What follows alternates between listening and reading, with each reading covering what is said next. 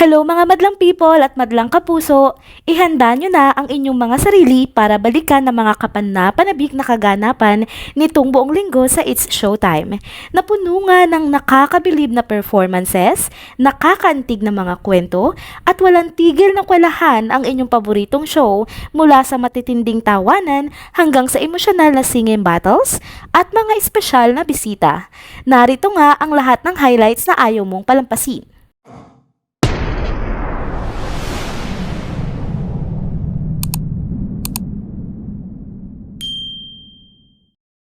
Hi mga ka-trenders! Kung bago pa lamang kayo sa channel na ito, mag-subscribe na at i-hit ang bell notification para lagi kayong updated sa mga balitang trending at napapanahon.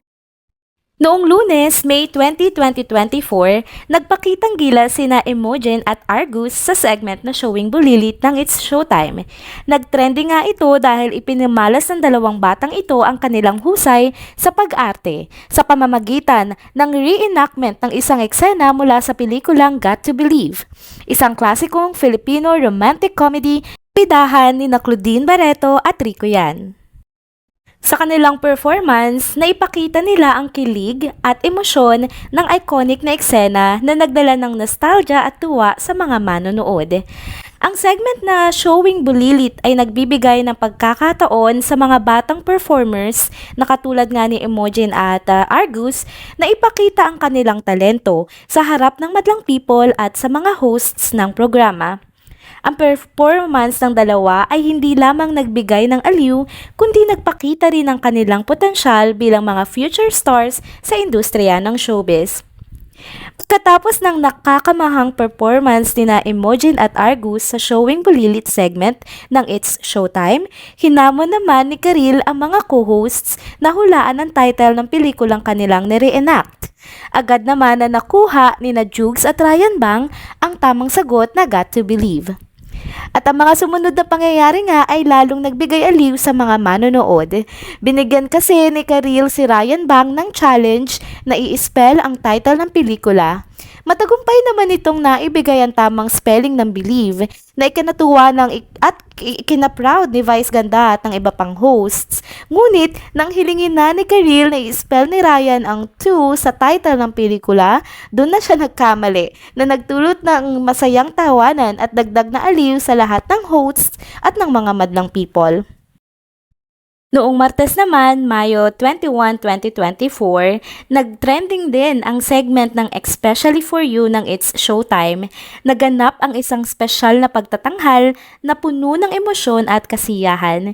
Sa episode na ito, nagharap ang tatlong contestant na nagpakitang gilas sa kanilang mga performance at sa pagpapatawa na din habang sinusubukan nilang mapili ng kanilang searchy. Ang episode nga ay nag-umpisa sa isang touching at nakaka-inspire na kwento ng isang ex-couple na sina Malk at Leng. Si Leng ay nagbigay ng rating na 8 out of 10 para kay Malk bilang boyfriend, ngunit si Malk naman ay nagbigay ng 100 out of 10 para kay Leng, na nagpakita din ng kanyang matinding pagmamahal pa at paghanga sa kanyang ex-partner. Ang kanilang kwento ay nagbigay inspirasyon at kilig sa mga manonood at hosts. Nagdagdag din ng kasiyahan ang pagiging game ng couple at ng mga searchers na lumahok. Nagkataon nga na ang napili din ng searchy na si Leng sa mga searchers ay si Justin na malakas din ang sense of humor katulad ng ex niya na si Malk. Talaga namang napatawa ng husto ng mga ito ang mga programa ng hosts, pati na ang mga madlang people. Sinabayan pa nga ito ng pagbira ng mga sobrang nakakatawang jokes ni Vice Ganda.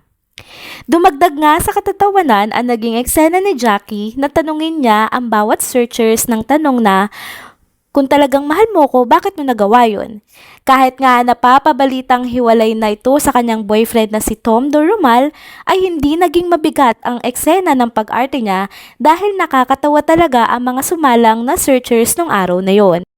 Noong Mayo 24, 2024 naman ay napuno muli ng tawanan at sorpresa ang It's Showtime Studio nang dumalaw ang ka-look-alike ni Alice Go, mayor ng Bamban, Tarlac.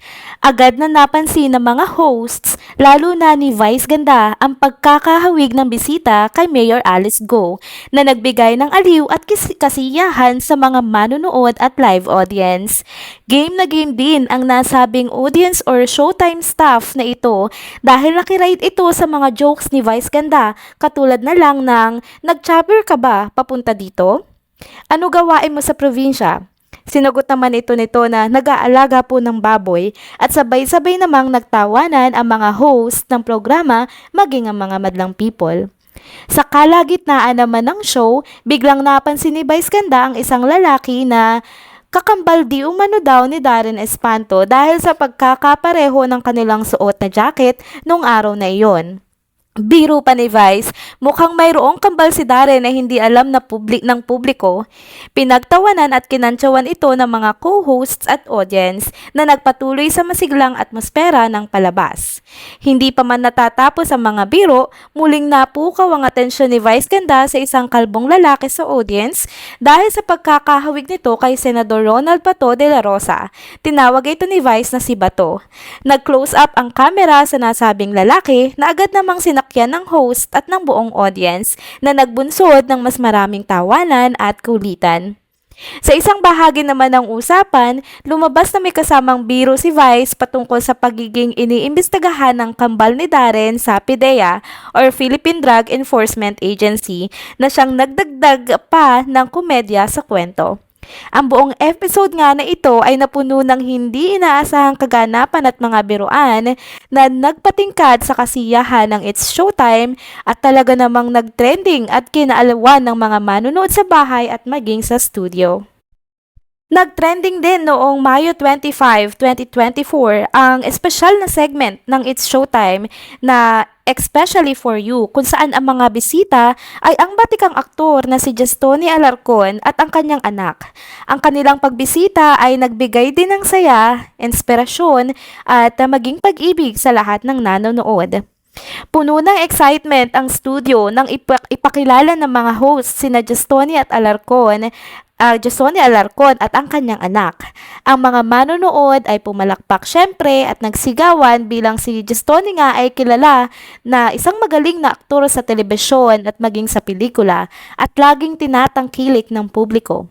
Ang kanyang anak naman ay unti-unting gumagawa din ng pangalan sa showbiz industry.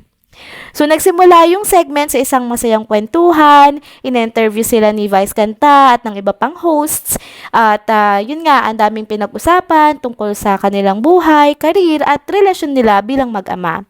Binahagi ni Gastone ang kanyang karanasan bilang isang ama at kung paano niya sinusuportahan ang kanyang mga anak at lalo na yung anak na kasama niya sa kanyang sariling showbiz journey. Ipinakita rin nila ang kanilang sweet na samahan at pagmamahalan bilang pamilya. Sa pagtatapos naman ng segment, nagpasalamat sina Gastone at ang kanyang anak sa It's Showtime at sa kanilang mga fans na walang sawang sumusuporta sa kanila.